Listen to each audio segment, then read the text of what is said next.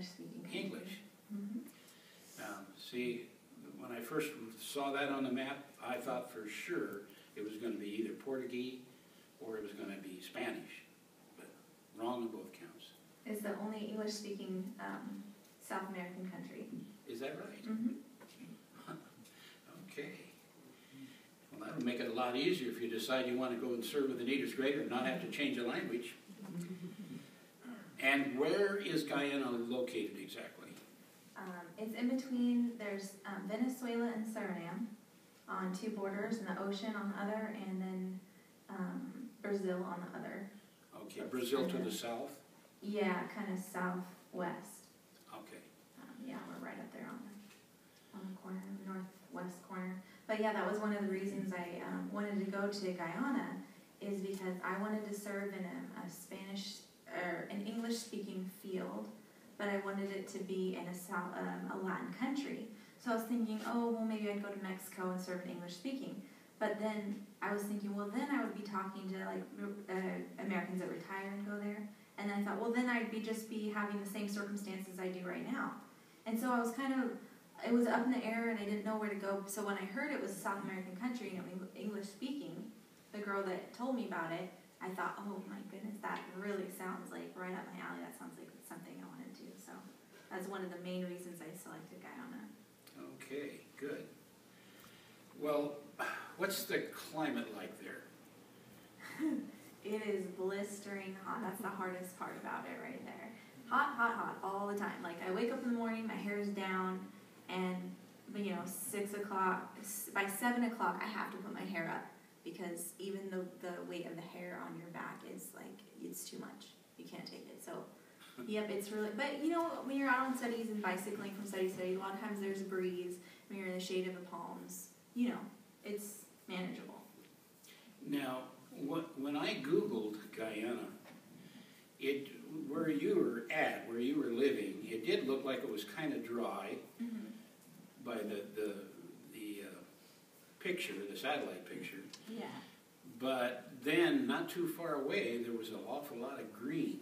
Yeah. Deep green. Yeah, so we're in between kind of two mountain ranges. There's a mountain range in Brazil called the Pacaraima Mountains, and then you got the Canuco Mountains right where I am. So they're kind of a backdrop for some of the villages that are right next to us that are just beautiful and super green. You hike those mountains and it is vibrant green up there. There's plenty of rain. That's where all our rain comes from. It rains a little bit, but it comes in like 10 or 15 minute spurts. So it never, like here in Oregon, how we just have a whole day of just rain. It never happens. That was one thing that really surprised me, is the difference. Just rains for 10 minutes and it's gone, and it's sunny again. And it's almost hotter after the rain, because then it adds the humidity and then it's hotter again. But yeah, it's all dry savanna around where I live.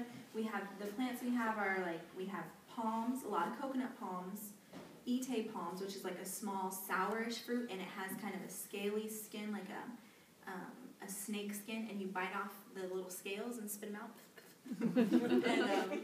and you have the sourish fruit. Lots of those Ite palms along the rivers, and then you have tons of mango trees. Mango trees are the main shade, and everybody has hundreds of mangoes falling off, and they're not going to eat them all. So a lot of times what we did to support our income, when I was especially stretching my budget, you go out and just collect mangoes, because if you don't take them, the sheep and the pigs and the wandering, all the random animals are going to eat them. The animals are in such bad repair. It's so sad. People just let them run wild. They don't ever keep them fenced in. All around the whole town eating mangoes to make them survive. That's why they have any weight on them. But the sheep, sheep without a shepherd when you go there, because the sheep have globs of matted fur hanging off. They're dirty, they're bleeding, have bloody spots. All the animals have little bloody spots all over them, and they're just not taken care of at all. So you really see sheep without a shepherd. But yeah, we really liked all of the fresh fruit. I had a girl from England, and we were always joking about how we always had a plastic sack ready to grab out at any given moment to grab all this fruit, because you got the star fruit falling off, you have guava, and then tons of mangoes of every sort. You have huge mango like this, that's 2-pounder. That's what they call it, a kilo mango, because kilo is 2 pounds. And then you have little tiny, like the table mangoes, which are pink and yellow, and then the big ones are just green, but they're kind of more like a wild flavor. There's some with a an orange flavor. Some are sweeter, some are sour, but we loved all the mangoes. And our favorite was a rose-flavored mango. We love that one. It was amazing. I take it that was what you focused on, was the mangoes. Oh, yeah. Out of the fruits, yeah, definitely. That's our main